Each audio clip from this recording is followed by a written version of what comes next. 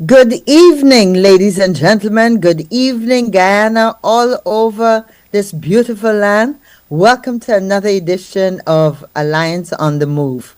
I'm so excited. We have an hour here to spend with you chatting about a lot of topical issues. I'm Kathy Hughes, and I'm happy to say we have former Member of Parliament, Michael Carrington, who is also Vice Chair of the Alliance for Change.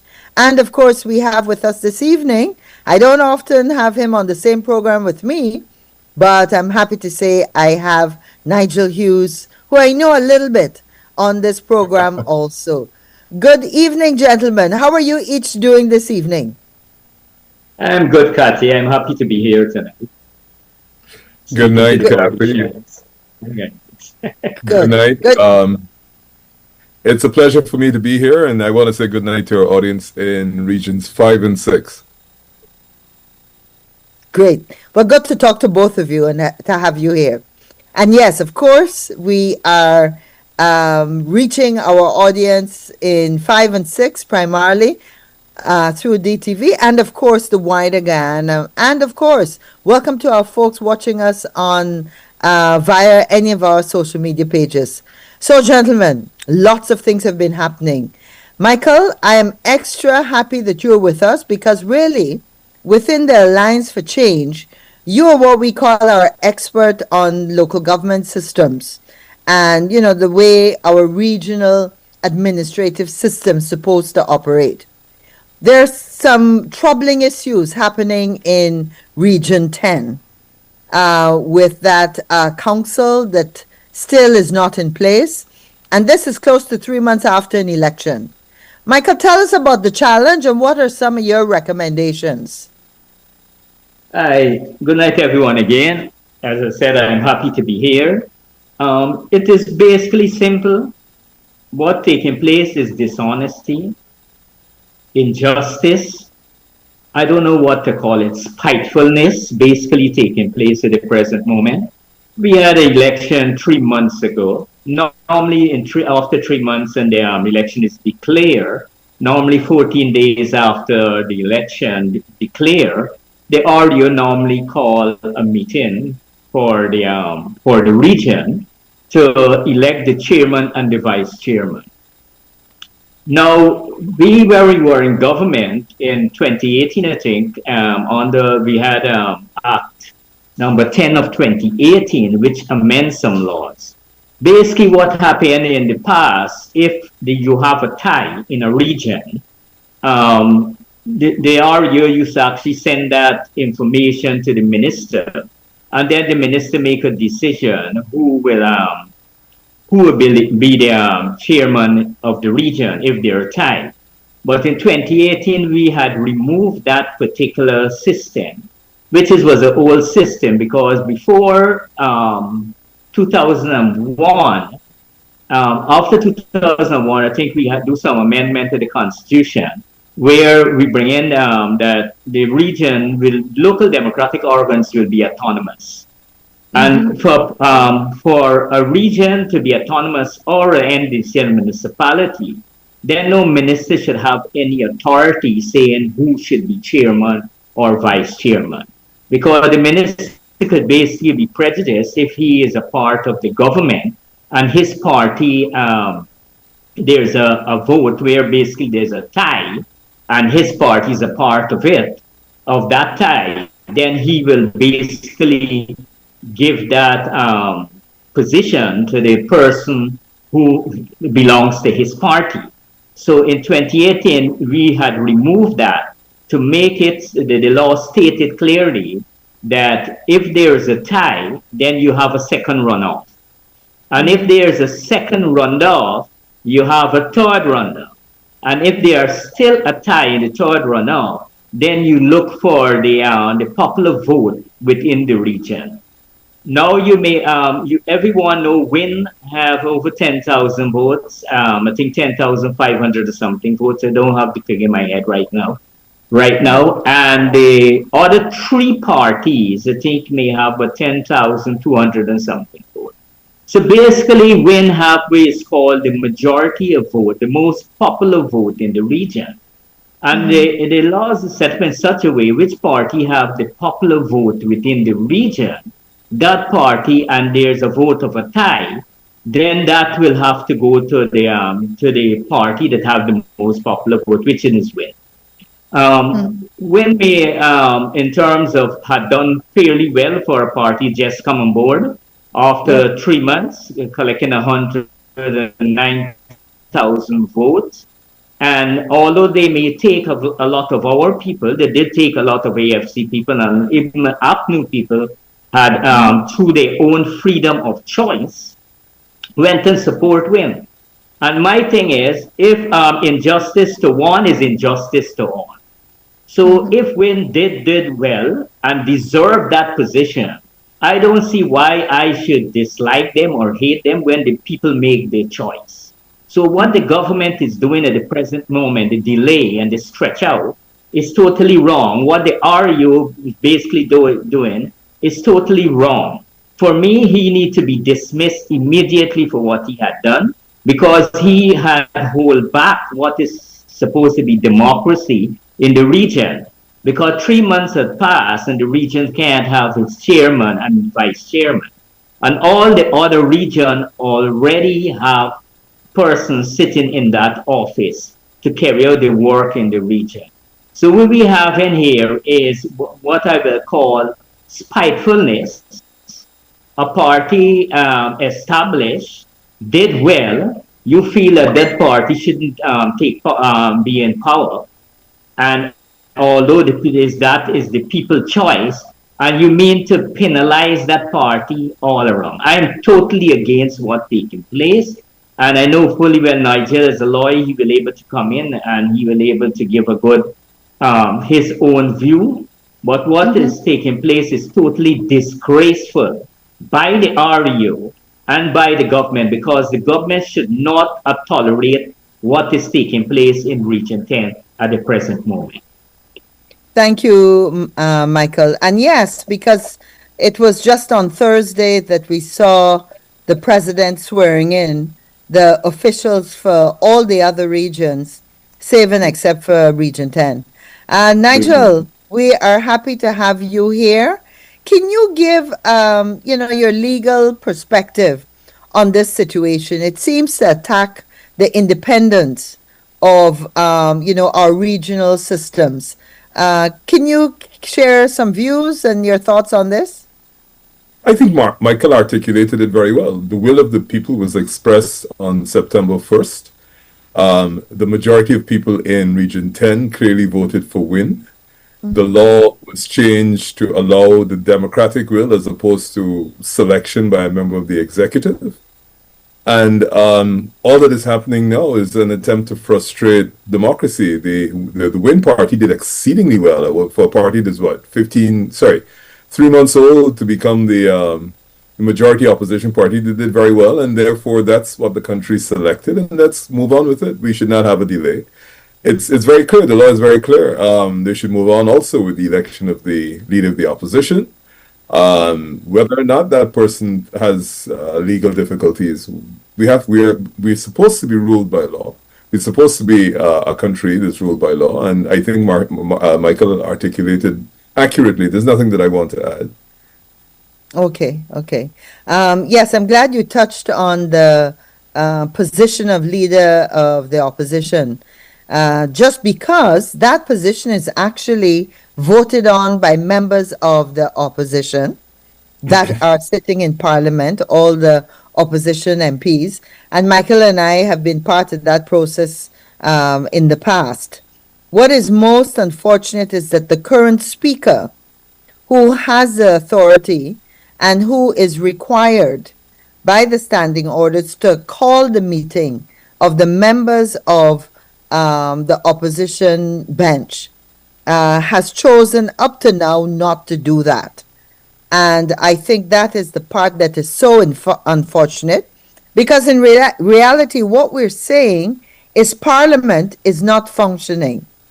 Right now, Guyana has a parliament, a National Assembly in name only. Michael, as a former parliamentarian, you want to give some of your thoughts on that? Well, concern that again is a big disgrace for this country. We spoke over and over about democracy, local democracy, and we bring back and the PPP bring back democracy. Yet to elect the opposition leader, they don't want to do it. They are fighting so hard to get him out of the country because they do not want him to be opposition leader. They are prepared to hold this country back, hold everything back in terms of the works in parliament. They are prepared to hold it back until they have something saying that what this man have to go out to the state to be tried. They just need, I'm telling you, this is the most spiteful government I have ever seen in my whole life. The last time they were in government for the last 5 years, you see it, but this time it is worse. I am calling on them to call parliament. Why should they discriminate against Muhammad when the people choose Muhammad in the majority in the election, the last election, other than the PPP? All of these commissions that need the opposition leaders to appoint someone or to give his blessings to something to ensure that these people are appointed. All of these commissions actually shut down, waiting on the opposition leader to be in place. The Chief Justice, the Chancellor, all of them are waiting. All those statutory body actually is waiting on the opposition leader to be in place. So I have a big problem when people talk about democracy, but at the same time trying to do things to destroy it behind the scene. We have is too much of wickedness taking place in this country, and the people of Guyana must not tolerate it. I'm saying the PPP people, the people who had voted for the PPP, must not sit down and allow it. The people who vote for the AFC or vote for APNU and win must not sit down and allow this type of discrimination. It is terrible, and as long as we allow it, it will multiply. And after a time, we will have no say. So the people of Guyana, if they continue this behavior, will have to exercise people's power some way along the line to stop this type of behavior. You cannot get a country 3 months ago, the election, and you can't get the opposition leader elected in parliament. I don't know if they're waiting, hoping to buy somebody or whatever they are trying to do, if the delay tactics. But why try to spite a man? Why do every single thing in your power to get him out of the country? Then you're going to decide it to call an election for the opposition leader. When will still, don't care what they do, when will still have the majority to choose the opposition leader. Yeah. But the spitefulness is too much, and the Guyanese need to fight against any discrimination they see, whether they are PPP, AFC, WIN, or WPA. All of us need to fight against this particular discrimination which is taking place at this moment. Yep. Yeah, Go ahead, Nigel. so I was going to say discrimination is one aspect of it, but I think there's also an aspect that is perhaps equally important or maybe more important, which is this. The people of this country have elected the parties with the numbers that they have gotten. The procedures require the identification of a leader of the opposition. Any attempt to delay the natural process for the functioning of the legislative arm of the country is an act against the democratic fundamental principles of the country. This, to me, it's not. We know why they're doing it, because they don't want Muhammad, but that's not the point. If the laws require that you identify the leader of the opposition and that the leader of the opposition has certain constitutional responsibilities, your delay in appointing the leader of the opposition for whatever reason causes a delay in the operations of the mandated functions of the functions as mandated by the Constitution. And therefore, any attempt, as the Speaker appears to be doing, to frustrate that is literally holding the entire operations of the legislative arm at bay. Hostage. You are actually Yep. frustrating the democratic will. Yep. And so, just as how before the election, the opposition parties sought to engage the international stakeholders, we've had the benefit of the reports of several of them, I think most recently the European Union. We would have to go back to them and say, look, in addition to the observations that you made in that report, we are now at a stage where after the elections, there's clearly an attempt to frustrate the democratic will of the people. And therefore, this, it added to what you've already observed, makes it even more difficult for the people. But what it does is it is an impediment to true democratic principles. I like how you put that. That I, is so. see, I think we get distracted by the fact that it's Mohammed who's the presumptive leader of the opposition. If the people of the country vote for somebody who has major social challenges and they think he or she is best equipped to represent them, then that's who the people voted for. Who is Yep. anybody else to say that that is not their will? It's very clear. Wynne has got a fantastic majority in terms of the opposition representation. They're three months old. They have a lot of young, enthusiastic people. That's what the people voted for. And if they change their minds in 2030, so be it. But that's what we have.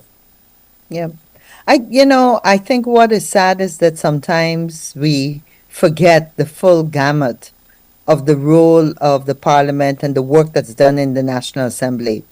And here, what is being stymied by not putting the leader of the opposition in place is the fact, as we've said, the functioning of Parliament. An important part is those parliamentary committees. And here I'm talking about the National Resource Committee. I was privileged to be part of that. Of course, there's the Social Services, the Public Accounts Committee. Most They're important, all like, Foreign Affairs Committee. I mean, with the Venezuela. Foreign Affairs, exactly. The Foreign Affairs Committee. All these are committees that meet regularly to discuss things happening in the country and to call on experts, advisors, the minister for the specific ministries to speak to these issues. And the fact that these committees are not able to do their work, they're not able to ensure transparency, they can't ensure accountability. All the issues that should be discussed at a national level in the parliament, none of that work is taking place. And Nigel, that is a nice segue into one of the major Can I concerns. just add, Go ahead. effectively, the people have no voice in Parliament. They have no voice. Exactly. Exactly. You have an We have- election. You say that you're democratic. You say that you want to take views into account. But the simple process of identifying the leader of the opposition, through whom the voice of the people who did not vote for the government can be heard, is silenced. Yeah. In the parliament before the last one, I was a member of the Foreign Relations Committee. And this is a classic example of the fact that if the Foreign Relations Committee was in position today, they would have had the Minister of Foreign Affairs, today we call it Foreign Affairs and International Cooperation, speaking to the committee, and through that conversation, speaking to the nation on this announcement that we've heard in the last 24 hours. As many will know, the U.S. president has declared Venezuelan airspace as supposedly closed. Now, as Guyanese, we are sitting here. We know that planes, I saw on the news just before I came onto this program, that there are thousands of planes that are flying around, trying to make sure they don't go over Venezuela at all. what impact does this have on Guyana, on people traveling to Guyana, on the tourism economies, places within the region? We know that a flight coming from Trinidad passes the Venezuelan coast. And up to now, something as critical as that, we have heard nothing from our government. And of course, as I said, this is where the parliamentary committees have a role to play.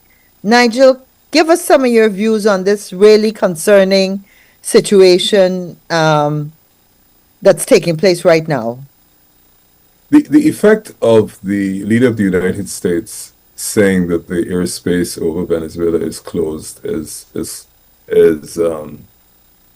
quite a significant event for many reasons. One, you've just touched on the most obvious, which is commercial air traffic. Clearly, commercial air traffic going to Venezuela has to stop. That literally isolates that country. It also isolates the people who are not from Venezuela, who are in the country, that were hoping to leave the country. Two, it adds costs to commercial airlines that now have to reroute their journeys. For example, like you said, going to Trinidad, going to Panama, you have to make sure you avoid Venezuelan airspace. So that at the commercial level, there's a significant disruption. I'm sure it's going to reflect itself in costs. But I think perhaps more importantly are the other consequences. If the airspace is closed and there is a civilian airline in the airspace, does that become a legitimate target? What is the consequence of closing it? If the airspace is closed, then I don't know what the Venezuelan national airline is, or any international airline decide it's flying its passengers, commercial passengers, not military aircraft, to Venezuela. What are the operating procedures? What will the U.S. Air Force fly next to them, wave their wings, and divert that aircraft? And that has a lot of consequences. If there's a Venezuelan military aircraft in the air in its own airspace, is that now a legitimate target? All of this has a very serious consequence for Guyana, and this is where it affects us. If the Venezuelans regard this recent announcement by President Trump as an act of war, then Venezuela sees itself involved in a war. And if it perceives itself to be involved in a war, those persons who they think are legitimate targets in the event of a war, they will attack. And Guyana and Trinidad are obvious soft targets. I think Trinidad more so than Guyana because it's, 10 miles away. So if they say this is a war, therefore everything else that happens, they do or the Americans do, will be considered part of an act of war. So if they decide tomorrow that they are going to come into Guyana and bomb the shore bases, because what happens in war is that you go for the economic targets in the hope that it registers a particular message to your adversary.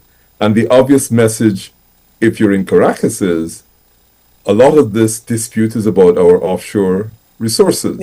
The offshore resources are serviced from Georgetown, and the backup place, if Georgetown for some reason is unable to service that economic resource, is Chaguaramas, is in Trinidad. Trinidad has clearly demonstrated what its position is in relation to this ongoing problem with Venezuela. But if Venezuela says this is an act of war, then it is saying I can legitimately attack economic targets of those that I perceive not to be in my side or those that I perceive to be hostile to my interests. And the problem with that is that's all good and fair game in a battle between the United States and Venezuela. However, we are very serious collateral damage, and we are in a position of great vulnerability, because if the shore base gets taken out, we have no capacity whatsoever other than diplomatic influence, which really has very little impact these days. We have no capacity whatsoever to react. And so this has very serious consequences. And of course, because of our relationship with the United States, this requires very deft skills at dealing with this situation. And we are, we're in difficult circumstances. We've heard about the bombing of the gas station in Regent Street a few weeks ago, ostensibly by a Venezuelan. And so these are, tricky times ahead of us. Yeah. And I think what is, we are raising concerns. We are raising scenarios that we've had people come to us and ask questions. And unfortunately, given the lack of response by this administration, there's very little that you can share in terms of a plan to deal with with these circumstances. Michael, you want to come in on this situation too? What are some of your thoughts and concerns? I would like to come in, Kathy. Please Sorry do. to cutting you. No, please do. I am very, very worried about my country.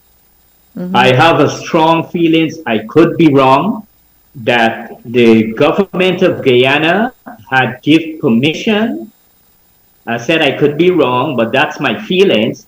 Give permission for our waterway to be used for any attack on Venezuela.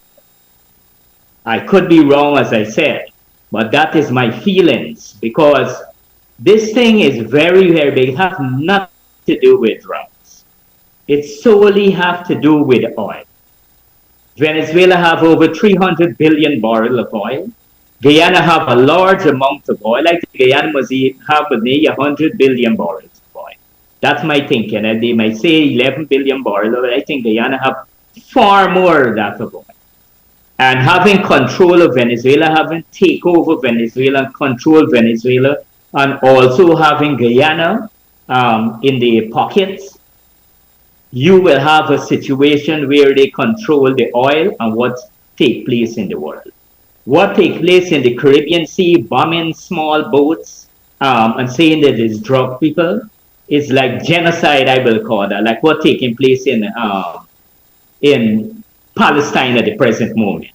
Because if you have a boat in a whole big ocean and you have all the helicopters and all the warships, why you cannot go and arrest those people in those oceans? Why you cannot circle them and arrest them? What type of gun they could shoot those warships with? What type of gun, any handgun could shoot at those warships or those helicopters and bring it down? So what you are seeing is, the same thing you are seeing taking place in Palestine, you are seeing it taking place in it. What is taking place is driving fear in people. Venezuela might wanted our land, saying the land is their own. I know fully well that is a total wrong. But it is also a total wrong for a war to start in the Caribbean. Mm-hmm. Because what will happen to Guyana, you will run to Guyana straight here. We do not have food to feed all of those people. Yeah. We don't. The agriculture sector do not produce enough food for a large Guyana population. When that happens, you have all those people run here. Where you find the U.S. to import food to make sure they eat. Mm-hmm. Then what will happen? The cost for U.S. will go straight.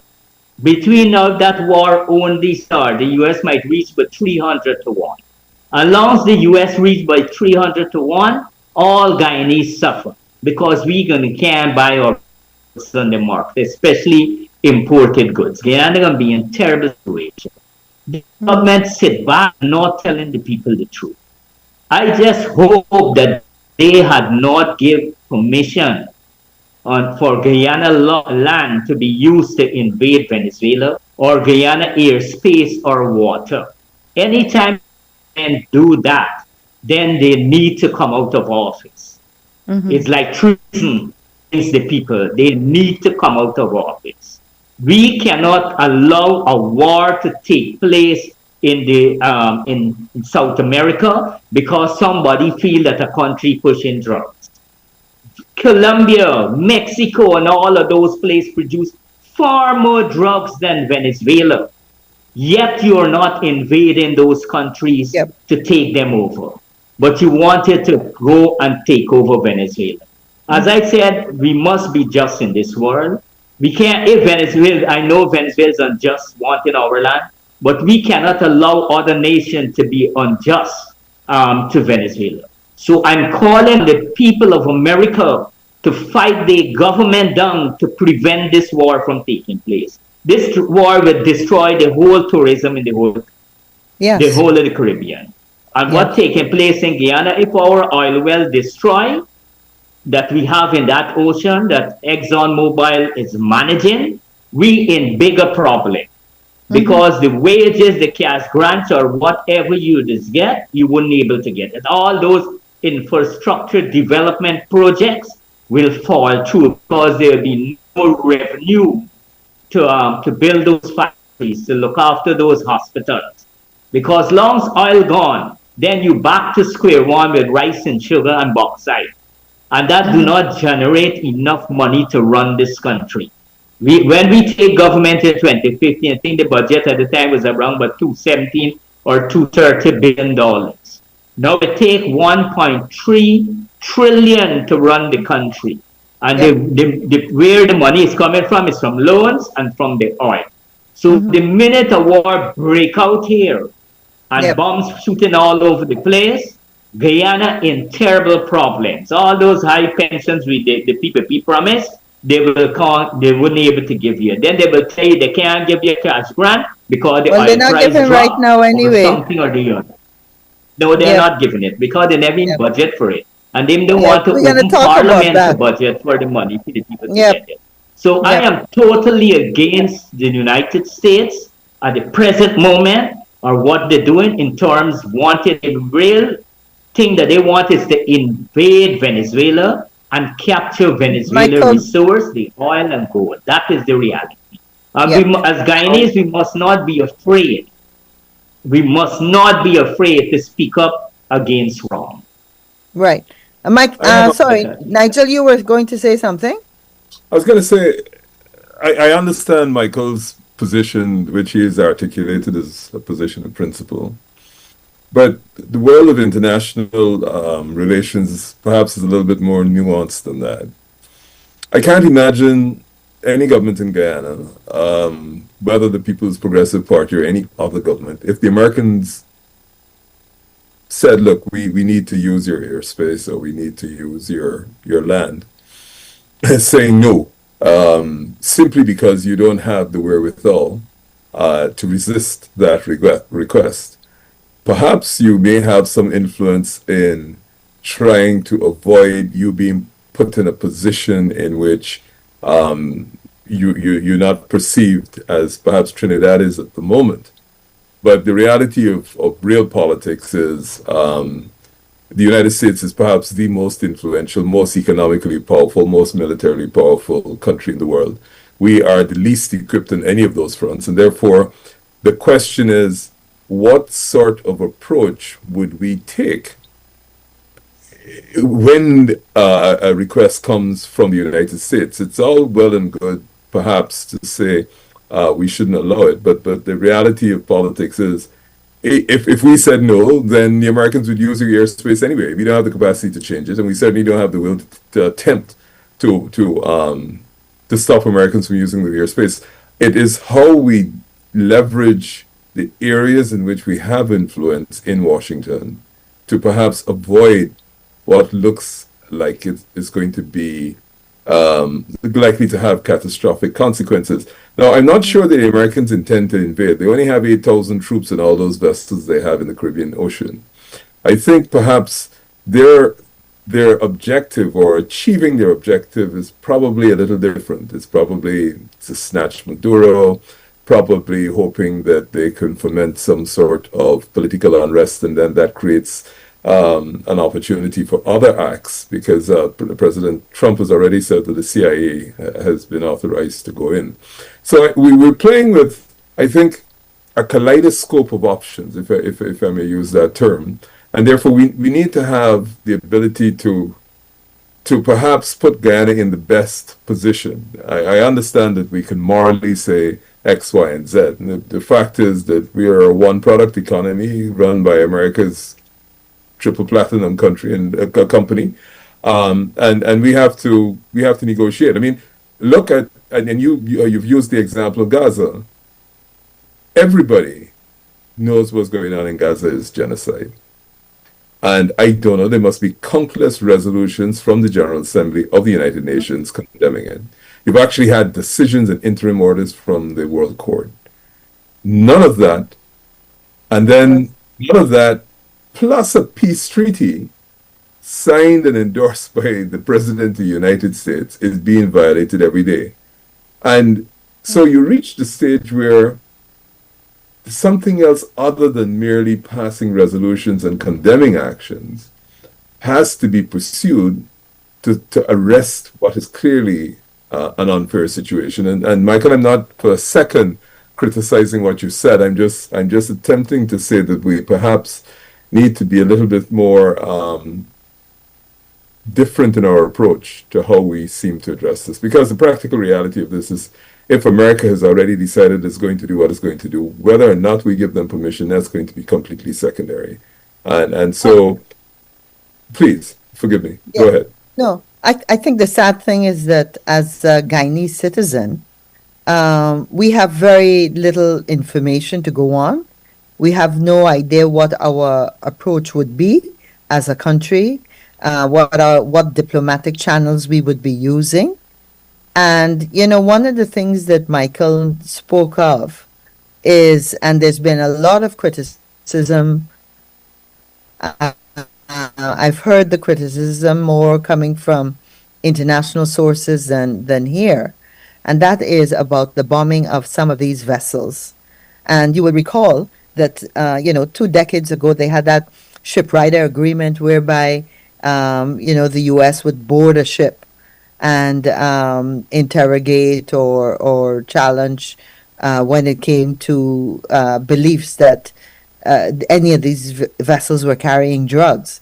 And therefore, this approach seems to be so far from what, as people, we have accepted as an acceptable course of action. Meaning that you don't know for sure if these boats were in fact carrying drugs, and why would you not want to board it, interrogate, arrest, and go through those channels that are seen to be acceptable ways of behavior internationally? So those are the things that are troubling for persons. I remember seeing on Al Jazeera some fishermen in Trinidad who are so terrified they stop fishing. So it's affecting their families. They don't want to go out in their boat and be bombed. And these are the stories that we hear very little about. Sorry, Michael, you were saying something? Yeah, basically, as you said, with the fishermen going out, if the fishermen don't go out, then the cost of fish will go on straight up in the air. You know what I mean? And it disrupts the whole place. I am totally against what is taking place here. And I would rather say no than to have some diplomacy and some talk with Uncle Sam. If you wanted to use my hand, and I feel that it's a wrong, you are committed, I will say clearly, no, I cannot do this. That's the government of Guyana. We must stay clean out of that particular situation because it will hurt us. And if you walk the street in Guyana, you already have thousands of Venezuelans here. Thousands of Venezuelans. Majority of the Guyanese jobs are actually already gone, all over in stores, you name it, hospitals all over. A lot of Guyanese will feel the blunt of it because long as you have a large amount of the Caribbean people here for some safety or something is here, then you find that the people of Guyana will become second-class citizens. They're already on that part because if you don't have jobs, you don't have money, you cannot take care of your family, right? So while the whole big complaint about drugs and all kinds, I personally do not want no South Africa. I think Brazil and all of those top countries, Colombia, all of those countries, I think they are against any war or any bullyism taking place in this particular hemisphere at this point in time. And hopefully, where it looks like the Oh, Cuba is coming back in the situation in the early years is coming back here with the Cold War, with Russia and all kind. We don't want those things. We want the Caribbean must be free from any war. People must be able to travel free, live with a love zone with of each peace. other. No A country zone of from no peace. yeah, no country must come from no that some till from Delaware to come here and bomb a country because they didn't like the government, because the government is a socialist government or whatever. We don't need that. I think America could do well. The America could be still on top of the world if it used more diplomacy than the war that's taking place around the world. There's too much a Michael, war that's taking place in the majority the United States is involved in. So I'm asking Trump here to hold his hand on Venezuela. Just hold his hand and let us be free from war in this South America. We don't want no war. Michael, the beauty of programs like this is that we're all allowed to share our This is views. my Yes, no, and we accept it, and I thank you for sharing it. Freedom of the speech, freedom of expression are democratic rights, and there are lots of people that feel the same way. We want peace in this region. So I want to go to one something piece. else that I want to go to an issue that's very troubling and is disrupting the peace. We're talking about that word very often this evening.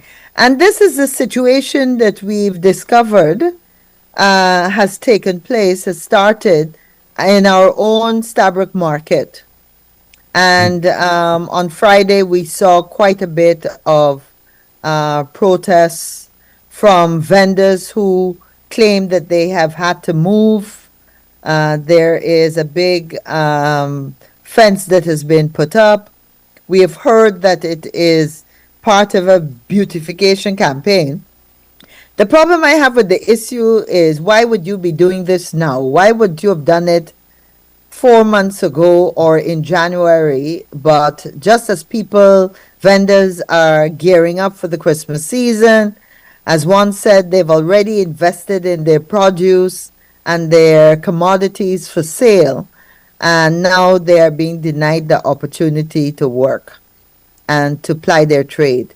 So, Michael, again, I know you're a man of the streets. Your business is in the center of Georgetown. And give me your thoughts on, what's happening with this vendor situation. I think you've been tracking it also. Yeah, I was there when it happened, when they start building the wall. I call it Berlin Wall.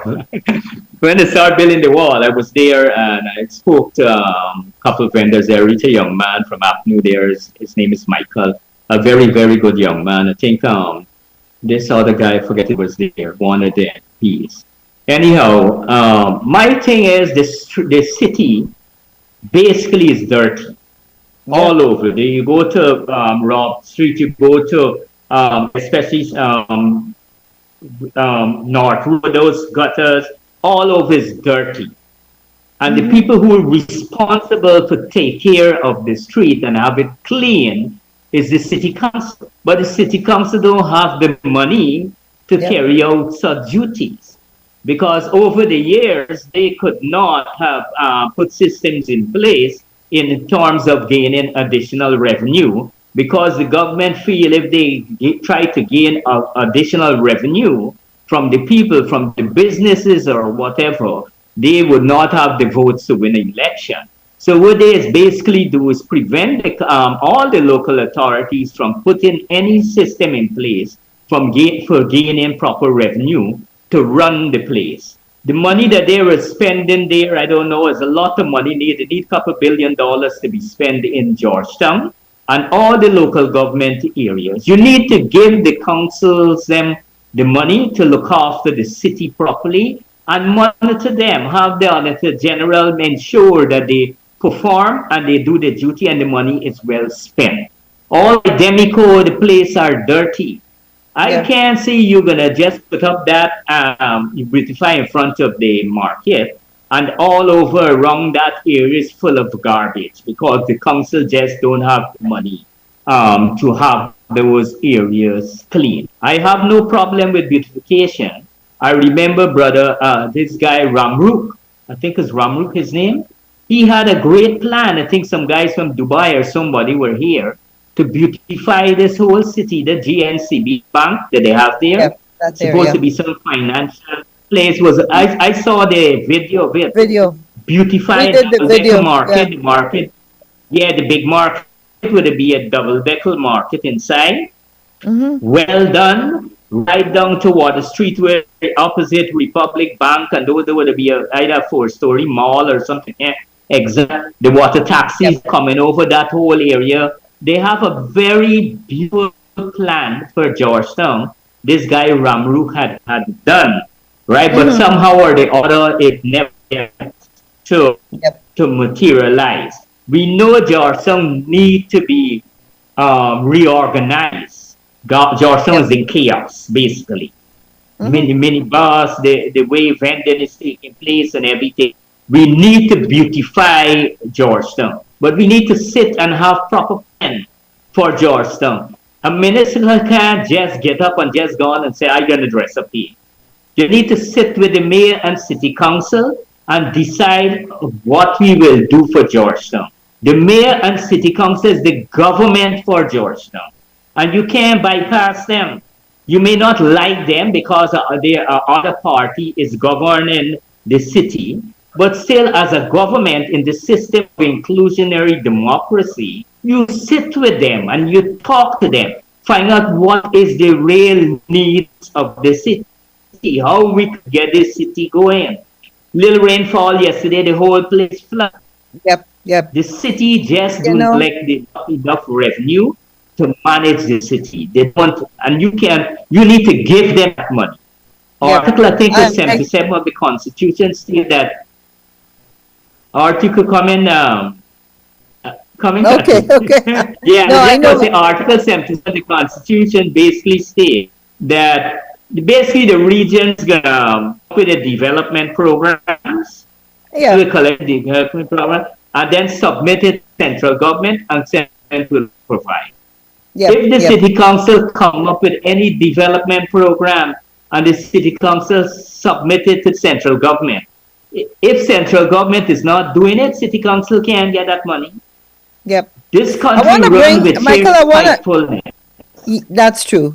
I want to bring Nigel in. You know, we keep hearing about us being the Dubai of the Caribbean, and anybody that's been to Dubai will know on the contrary, because we know that in Guyana, and we see it in the city, we don't even have the capacity to pick up garbage from every single person's home, you know? Places, And places. therefore, in addition to citizens that, you know, the whole solid waste management, like you say, the city is filthy. Nigel, you want to It's share some of filthy. your thoughts on this? I know you had some good ideas on things that could be done to really transform Georgetown. But give us some of your thoughts on, you know, the challenge that we continue to face with the city and how, you know, how dirty it is. I think you touched on the main point there, Dubai. There's no successful city in any part of the world that doesn't have functioning systems. It has to have functioning systems. And included in the functioning systems is a functioning local government, city government, national government. We have allowed our political differences for years to create a dysfunctional relationship between the city and the central government.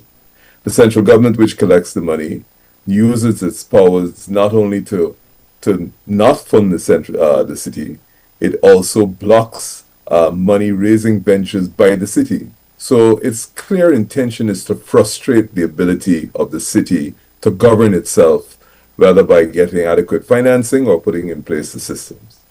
So you can't begin to have a capital city that is clean on its own resources if you don't have the system or the central government is working against those systems. Anything you have, if you're running a simple business, you have to have a system about how you, when you're going to buy your goods, what price you're buying, when you're buying in volume, etc. So systems have to be in place.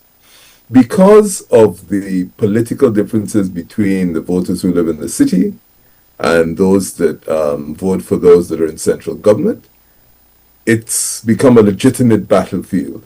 And the government wants to come in now and beautify the city. You can't beautify, let me put it this way. You got to have systems, first of all, for the city to operate and function.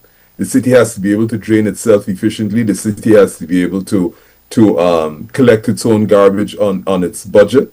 The city has to be able to make sure its sewers are working. Beautification is a temporary measure. It's like putting up Christmas decorations. It doesn't solve the malady that exists.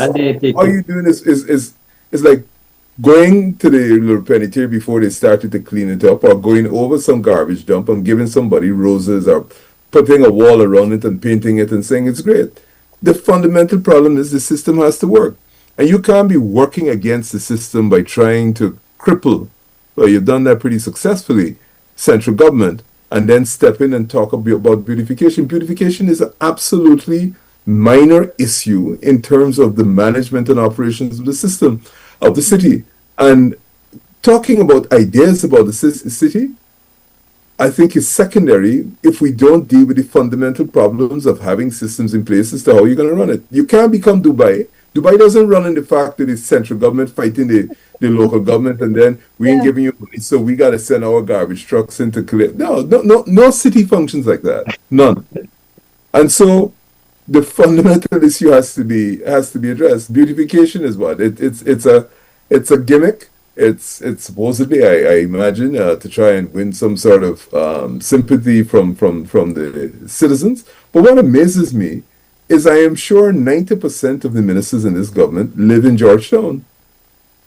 How could it be acceptable as part of the political battle between yourself and the other party to somehow keep the city in this state of filth, and then step in like Robin Hood and say, "Oh, I have come to save it"? I mean, how does that work? How does a country that is developing and has the resources to develop as rapidly as we have fight that kind of petty battle? I don't know. So I wouldn't even go to the project. I mean, how are you going to have a beautification project where the fundamentals of the city are not working? Yeah. And you are actively trying to frustrate the city from operating. Yep. Good points.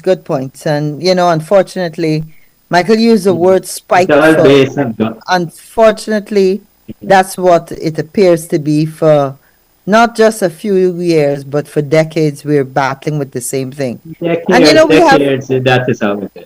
And we have all these foreigners that come into the country. I remember Mr. Rubio visiting on one occasion, and I was driving by the Go Invest office, and on the Church Street side of Go Invest was the largest pile of stinking dirty garbage, and I thought, what a contradiction, that we want them to take us seriously, that we have oil and gas conferences where people have to pay $6,000 US for a booth, and the investment office has garbage.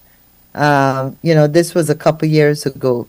Very sad. This is an appropriate analogy, but imagine not giving people toilet paper, but telling them you're going to put in a bidet. Yeah, or toilet. Yep. Anyway, folks, we're winding up now. Michael, forgive me interrupting, but you go ahead. And then I wanted us to look at this cash grant situation. Michael, are we getting cash grants for Christmas? The people of Guyana were promised that. I know they promised Guyana, promised the people of Guyana. Everybody were looking forward for it. All in my village, everybody, Carrington, they're getting cash grant. All over I walk, Carrington, getting cash grant. I don't think there were any budget for cash grant this particular year. That we really budget for that cash grant really for last year. That cash grant that we get that spilled over for this year but there were no budget. and they don't want to hold parliament. So I don't know if they will just take the money out of the safe National and just resource. hand it out to the people just so without having approval of parliament for the Yeah. money to spend. But I think Guyana, with the situation Guyana in at the present moment, the CUS is about 1/3 or something if you have 2/3 or something if you have to buy it, it keep going up. Mhm. But the people need some money for this holiday. Everybody needs some money for this holiday. Well, And they well, should try Michael, they had promised the people, and we yep, should hold them to their promise. yep, We should yep. deal with Well, them. I don't think they have any plan in giving the people. But let mhm. us see. Well, like you said, having promised and received votes, you should be Right. delivering if you are true to your word. Yeah. But we know that a lot of boogaloo going on, and the explanations, even the explanations by Oh the boy, that powers sounds that be, terrible, Kathy. Terrible. Oh just gosh. does don't make sense. And you see, the Yeah. reality is we have had this government has not dealt with cost of living. So No, they everything hadn't dealt with continues to taxes. go up, has gone up, and there's no other than once a year giving a cash grant and a couple of grants. There's nothing that has stopped the Hmm. prices from going up. And in fact, I had They somebody the can't other manage it. day. Yeah, I had somebody the other day that said to me, once the stores know, and she was giving the example of school uniforms. That normally part of the school uniform and the shirt and so would be $1,500. And once they know that you got a grant and some extra money, then everything went up to two thousand Everything five went hundred up. dollars. And it And don't go so down. It don't go down. citizens are having a rough time.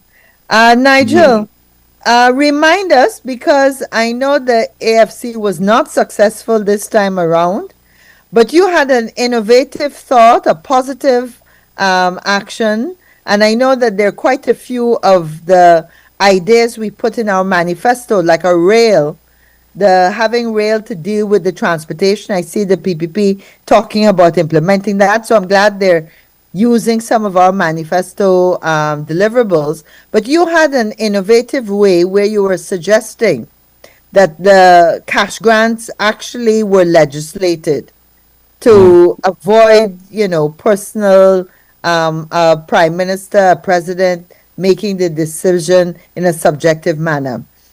Close, tell us a bit about that thought. It's something that we can still push and consider. Well, yeah, thank you, Kathy. I know we're out of time. It was that we should have a statutory or legislative framework for the distribution of cash grants. A lot of this depends on the economy, and like Michael said, it's got to be in the budget. So our proposal was that we get a panel of economists, the best and brightest we can get, locally and internationally. They look at the economy and they make recommendations in relation to the cash grant, and they have a formula that they use, and that this statutory framework identifies what are the criteria that have to be met before you give a crash grant. It's going to become predictable, so they can say it's best to do it in the second quarter because these are the consequences in the economy. And what you try to do is you remove that discretion from the politician, and it becomes purely a matter of a business decision that is in the best interest of the country when you're going to do it and if you're going to do it. So, as much as parties have their manifestos, at the end of the day, responsible management of the country demands that you have some statutory framework. And so the minister can decide he's giving today, at Christmas, when it might be the worst time to issue a cash grant, or give it at some other period when it might not be the most appropriate time, or the country can't afford it. And the thing about statutory, making it governed by laws or statutes, is that you have a grievance procedure. So if somebody, and a lot of people said they didn't get cash grants or the flood relief, as Yeah, the case may be, they have a grievance procedure so that if yeah. a person coming through the village doesn't like you because you're in a different political party, you have a mechanism other than going to some politician to be able to say that I've been discriminated against because, like everybody else, I'm entitled to flood relief and I haven't gotten it. Mhm. And that's why you have statutory frameworks. So people actually um, have a grievance procedure, but more than that, it becomes predictable. And therefore, if the government becomes very unpopular in January for some reason, the obvious thing they're going to do is say, okay, give you a cash grant. Suppose it's not the most appropriate time. Suppose we're in the middle of some battle with Venezuela, cost of living gone through the roof, and it's not the best time for cash grants. They should have other interventions. And that's why it should be statutory. But I fear that we are past our witching hour. Yes. Let me take this opportunity to thank DTV for having us and for allowing us a few extra minutes. And most importantly, I want to thank you, Nigel Hughes, and my colleague, Michael Carrington. Thank you for joining us this evening.